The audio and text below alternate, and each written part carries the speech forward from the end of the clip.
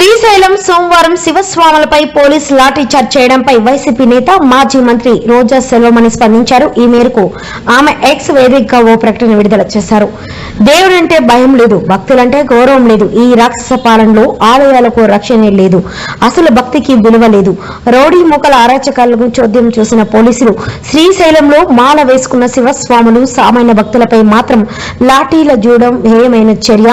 మాల వేసుకుని దీక్షలో ఉన్న స్వాములను శ్రీశైలం ఆలయం వద్ద లాఠీలతో కొడుతున్న పోలీసుల తీరు బాధాకరం. ఇది రాక్షస పాలనకు నిదర్శనమని తీవ్ర ఆరోపణలు చేశారు. వైసీపీ నాయకుల ఇండ్లపై రౌడీ మూకల దాడి చేసినప్పుడు, పెట్రోల్ బాంబులు విసిరినప్పుడు, కార్లు ఇండ్లు ధ్వంసం చేసినప్పుడు లేవని లాఠీలు ఇప్పుడు ఎందుకు లేస్తున్నట్లు అని ప్రశ్నించారు. రౌడీలు గూండాల అరాచకాలు సృష్టించే చేతులు ముడుచుకుని చేతగానే దద్దమల్లా చోద్యం చూసిన పోలీసులు నిష్ఠతో వచ్చే భక్తులపై మాత్రం కర్కశంగా ప్రవర్తించడం సిగ్గుచేటైన విషయమని రోజా పేర్కొన్నారు.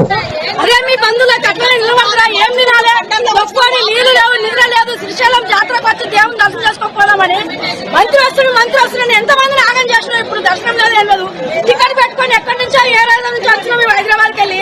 మాకు ఆకలి లేదలా, చిన్న చిన్న పిల్లలు పడిపోయినారు. నీకు దయచేసి లేకపోతే గుడి మూసేది లేదని పేపర్లు వచ్చి పేపర్ కొట్టు ఎవరు రాముగా శివరాత్రి అయిపోయినా దయచేసి ఒక్క గుళ్ళ కూడా అడుగు పెట్టిస్తున్నారు. ఇక్కడ ఉన్న పోలీసులు తుక్క కొట్టి మమ్మల్ని చంపేస్తున్నారు.